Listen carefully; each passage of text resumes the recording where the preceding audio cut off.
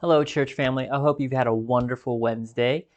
We're starting this weekly series we're going to post on our YouTube and Facebook, doing just a small chit chat, getting to know the staff, checking in with you all, and giving you all updates about the church, and also just doing a small devotional each week.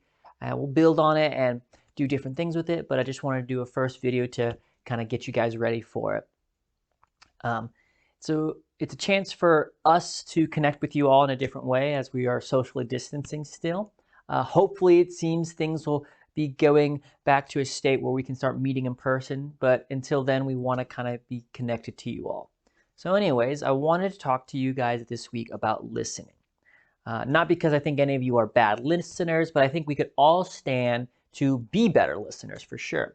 I was watching a video earlier this week by a guy named Simon Sinek, and he was talking about leaders in business fields and how they should be last to speak when talking to those that are under them, those that they're in charge of leading, and talking about how taking in others' opinions and before you give your own requires that you speak last, not that you come in first with, okay, this is what I think, what are your opinions? But first asking question about a person's opinions, understanding what their view is.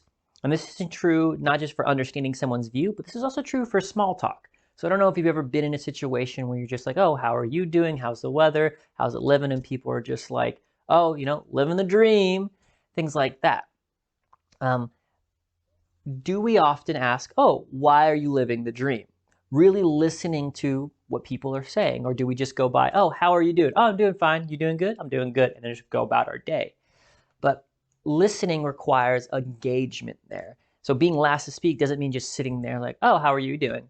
Good? Oh, I'm doing good too. And then walking on. It's like, oh, how are you doing? Good? Why are you doing good?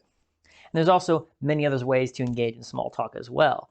Why is this important? Well, if we look at the life of Jesus in the four Gospels, there's countless times when people came up to Jesus to ask him things, Jesus would ask them questions back, right? He wouldn't just give straight answers. Now, that's frustrating for me because I would love a straight answer, but it also shows Jesus cared. He wanted to understand and show that he was listening to his audience members. So before many of his teachings, he would just listen. For example, a lot of his healings, when people would come ask Jesus to heal them, or they would go up to Jesus, Jesus was very much listening. And the same thing with the Pharisees. Whenever the Pharisees would talk to Jesus, he would ask them questions in return to really understand them, and then he would teach them.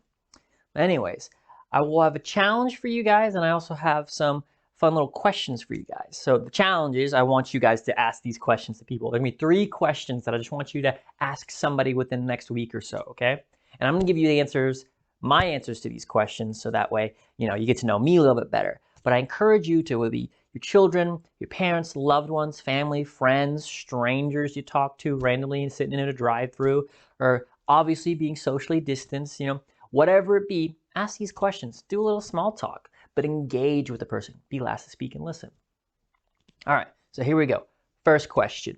Which animal do you identify the most with? For me, it's got to be the armadillo. One, I think armadillos are super cool. I love the desert. I love desert creatures. But there's something about the armadillo that I really relate to a lot right now. See, when the armadillo is endangered or stressed, it has a hard exterior shell, and it rolls up into a ball, right? Well, I do the same thing. I don't have a hard exterior shell, but I do the same thing when I'm stressed at home. I grab my blankets and I wrap myself in a burrito and I go to sleep. That's how I deal with stress a lot of the times. So really relate to that in an armadillo. Question 2. What's the opening line to your autobiography? So a biography is a book written about you by someone else. An autobiography is a book about you written by you. So if you were to write a book about yourself, what would be the opening line? I think for me, I would want people to understand my mental, how I think, okay? Really get in the headspace. So it'd be a look into the mind of Robert Rupp.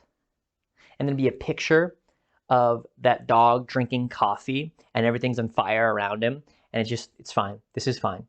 Because very much the person I am, a very panicked and stressed out person. And I'm working on it. I'm doing therapy and everything like that. But I'm still a very stressed out person. And so I think if I was going to have a book about me, I want people to understand that's how I kind of operate, is panicking all the time. Anyways. Third question. How has God shown he loves you? Recently, for me, it's been the music I listen to. A lot of the songs that I've been hearing just remind me of God's power and how God is in control.